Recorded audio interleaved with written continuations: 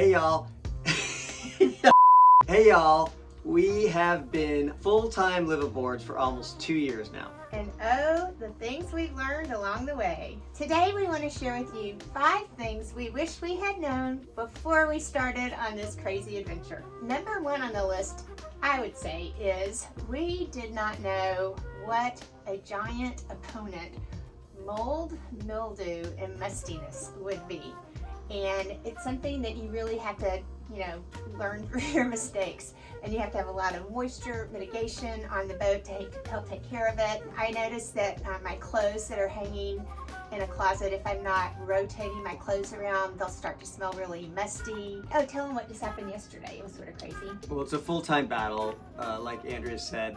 But yesterday we were down on the V-berth changing out the cushions or washing the cushions or the slip cover to the cushions, and underneath the cushions, mold. There is mold all over the cushion and the slip cover underneath, because it's the underneath part. So we didn't know it was there. So we're gonna treat this with anti-mold spray. We're gonna do a heavy duty wash on the slip covers, and just a reminder to always be on the lookout for mold on a boat where you least expect it. Horrible. And to Andrew's point, you have to have mitigation. You have to have dehumidifiers. You have to wipe down everything. You have to have airflow, which is one of the most important things. And one of the main things I've noticed is, like I mentioned, not moving my clothes around that affects them. Anything that sits somewhere for a long time just gets moldy. In fact, Tom found some kind of bracelet the other day covered with mold, and I found a swimsuit bottom that had mold on it. And some of my hats have mold in them. Yeah. So but I think if you move things around occasionally, it really helps. Move things around, and have airflow and run your dehumidifiers for sure. Another thing we've learned since we moved aboard is how, if this problem gets out of control, what kind of drastic things can happen, because some friends of ours on our dock 1 year ago had to completely move off of their boat for several months. They had to strip the boat down to the fiberglass in the entire boat and rebuild everything. Liners, everything. It was so overtaken by mold. So the good news is I've been checking. I'm a mold hound, so I check underneath and crawl spaces all the time. The chain locker is a great place to develop mold because it gets wet in there and it just stays underneath the mattress, in our closets. I spray Lysol a lot and other things. I mean, it's not great to use a ton of chemicals, but we do what we have to do. Point number 2 is just the hassle factor from living on a boat versus living in a house. I would say it's definitely more of a hassle. A lot of you watching this probably live in a house, and you probably pull your car into a garage where you carry your groceries right into your kitchen. And we have quite a hike from our parking lot to bring anything that we shop for. I mean, it's something we didn't really think about. It's not that big a deal, but it is. There's a hassle. And walking this one, yeah, we have to take her all the way down the dock and up the ramp. Yeah. But she's supposed to get some exercise, and so are we. So for sure. But when it's raining, more of a hassle. But you can have that with the house too, walking your dog with your house. Also, I'd say one of the biggest hassle factors is just finding places to put your belongings when you live full-time on a boat. And storage. We try to get rid of something when we bring something new. You have to work extra hard to not have constant clutter, because you come in with the mail, and in a house, your mail takes up a little tiny space in a big house, and on the boat, a pile of mail is just obvious clutter immediately, and Amazon boxes or water bottles. We used to be better at something comes on the boat than something should go off the boat. If possible, we're not as good at that. Amazon has taken over sometimes, and the Amazon returns is the other thing that takes over. I'm very good at Amazon returns. I don't know what you're talking about. The other thing is, I wear suits or sport coats every day, so you can only fit so many, in a hanging locker. So I have to rotate them out, and just all of our clothes we have to rotate out. Summer clothes, winter clothes. Yes, biggest hassle factor of all is the storage unit, and having to go there and pay for it. And oh my gosh, we do. And this year, just a month ago or so, our storage unit had a huge flood, and a lot of our stuff got ruined.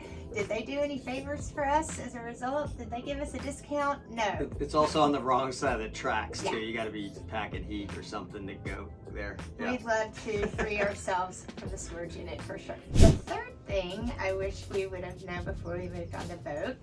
Again, it's not a deal breaker, but it's just a consideration, is inclement weather.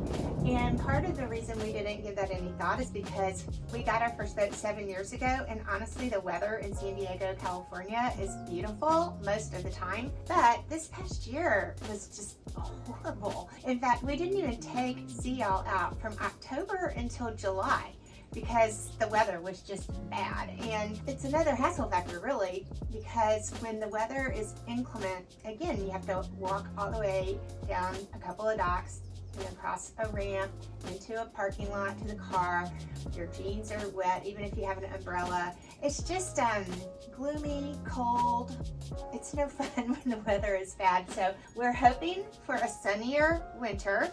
I've heard not to be expecting that. The counterpoint to that, of course, is when the weather's great, it's the best place on the earth to be, as far as I'm concerned, is on our boat. I mean, hanging out on the fly bridge, just, you know, with a beautiful view and everything. Yeah, today it's, you know, we're in late November and it's a beautiful day out here in the bay. Rosie and I are kayaking.